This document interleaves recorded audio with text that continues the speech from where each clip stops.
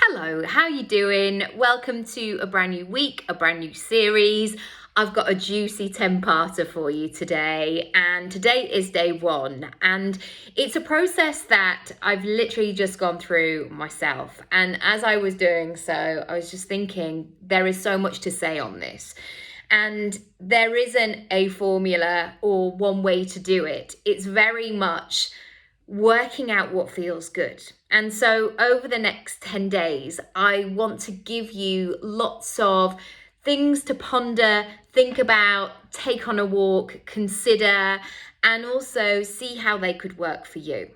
With that, always there's going to be things that you're like, yeah, that's not going to work for me. Great, ditch it, ignore it, and just zone into the things that do work. This is going to be for you if you are a service-based business.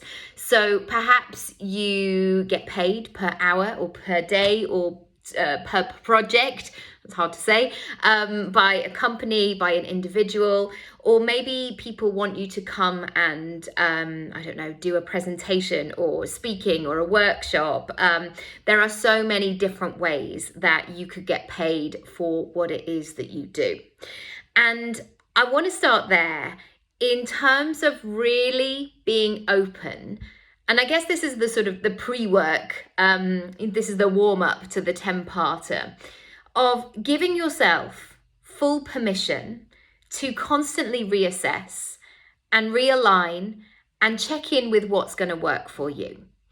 And I say this because I have, even though I wouldn't introduce myself like this, obviously, I've been a personal brand for the last 22 years. I mean, I probably was like doing stuff and getting paid for things before 18, definitely was.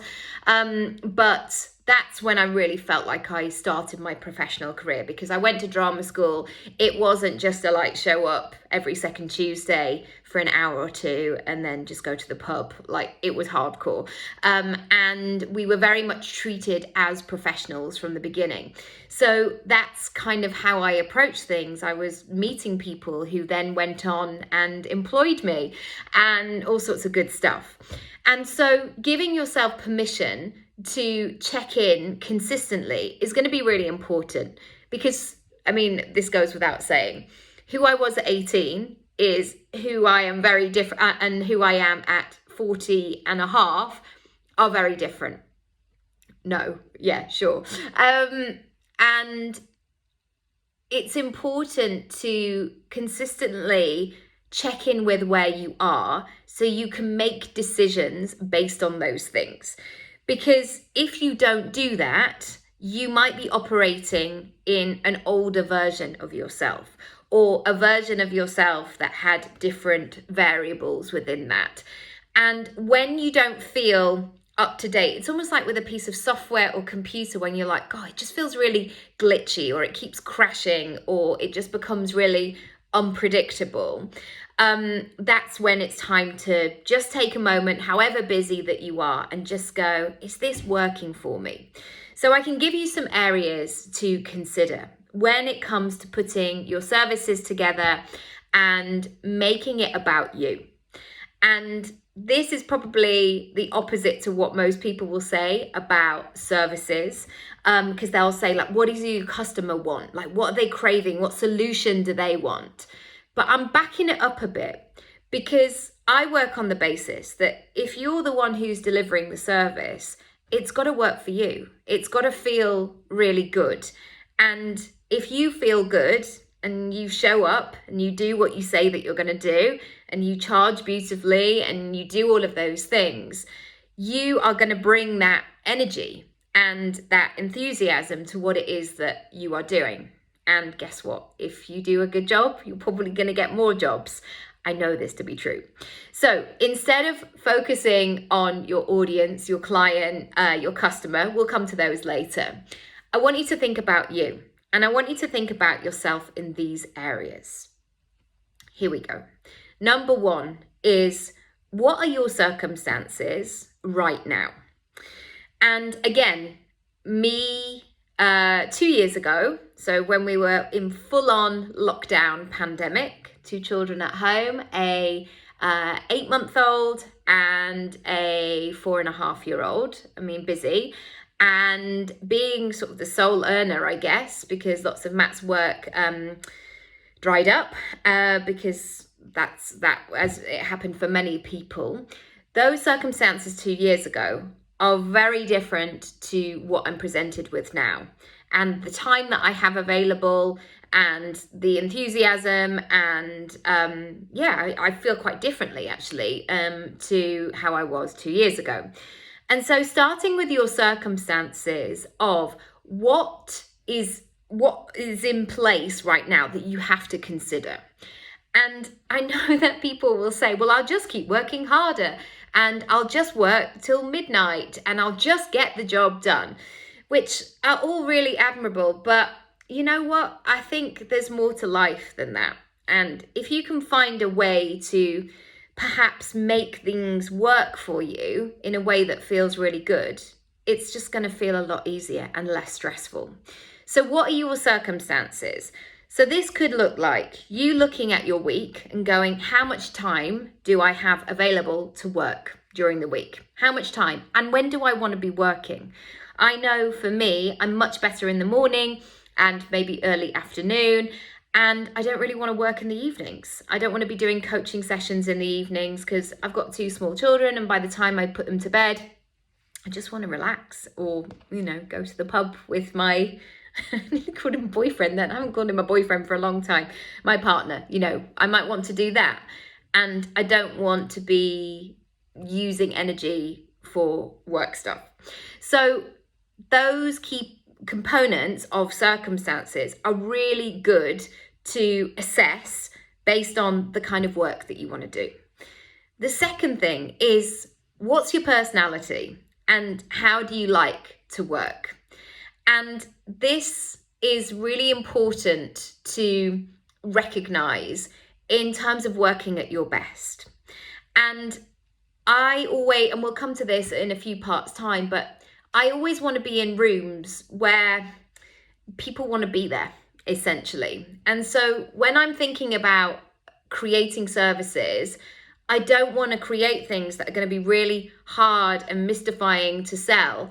I want to sign up clients and welcome clients in who are like, this is what I've been waiting for. This is what I need. Oh, I'm really excited about doing this. That's what I want to have.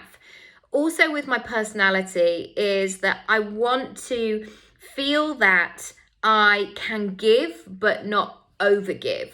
I want to feel that I can separate my life and business. That's really important to me. So one of my things at the moment is that I am, and it's a work in progress, I'm really trying to compartmentalize my life. And for many years, or since 2015, since I became a mum, I felt like I was running things, and maybe this will continue, but I am trying to get better at it, where I felt like I was multitasking all of the time. And there was never a sense where I could close down on work, or I just almost had to have one ear open on things all of the time. And so I want to get better at essentially having working hours. This is when I'm working, this is when I've got childcare, and this is when I'm with my children or my friends or my parents or whatever it might be, or on my own, wandering around. And I'm not thinking about emails or sales or anything like that. So that's something that's really important for me right now. The third thing is, how much capacity have you got right now? There are definitely times in life, there are definitely seasons where stuff happens that we have to take into consideration. And this pressure to always be doing more and being more and selling more and being everywhere, it's too much. And I know this because lots of my friends are in, as I am, in perhaps, going into or are already this sandwich generation where they're maybe looking after elderly parents and they've got small children, or they've got other stresses in their life. Maybe they've got a partner that they need to take care of. Maybe they don't have a lot of childcare. There's so many different components. And I think it's always important to reassess what your capacity is and to work with that rather than against it. So rather than going, oh my gosh, this is going to be the month where I make my first six figures for the month, or I mean, I've never done that, but people will say that. Maybe now is not the time. I know, for example, in September 2023, all being well, my daughter will go to school. I will then have 2 children in full-time school. I will have more capacity. I will have 5 days. I mean, I'm just taking a moment with that, like, I'll have 5 whole days. What will that mean? I'm not quite sure what that will mean yet. I will do this exercise when I get there. But work with your capacity, essentially. It's really, really important. Fourthly, and this is the final point today, I want you to think about what would feel really good. What would feel really good? And what would feel really good right now? Because I know the stuff that looks good on paper. I know the stuff that maybe other coaches have told you, or you've been in situations where you did a course and they were like, this is the one strategy that you need for 2022. And even when you were sitting in that awful hardback chair, because I've sat in those conference rooms as well, smelling the bad coffee on the person's breath next to you, you might be going, yeah, that doesn't feel good to me. It's really important that you listen to those. So that's all today's exercises today, to think about those 4 things. I'll just recap. Number 1, your circumstances, what's going on for you right now. Number 2, your personality, how do you like to work best?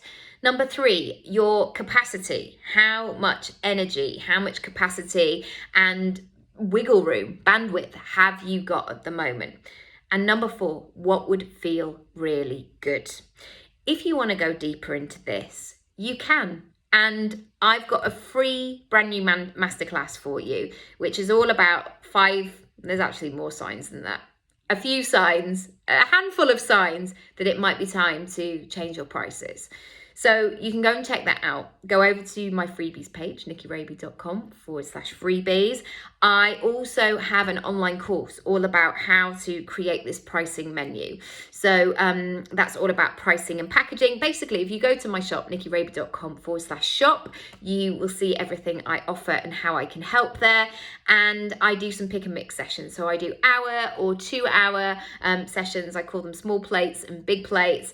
Check them out, because I love to do in-person work, and I bring my Sharpies, I bring my paper, I order you some lovely coffee or tea or whatever your drink of choice is, and we get into the juicy stuff. So I will leave all the links down below as always. Thanks for watching. Hope you got something from today. And if you're listening on the podcast, thank you to you as well. And I'll see you tomorrow for part 2. Bye.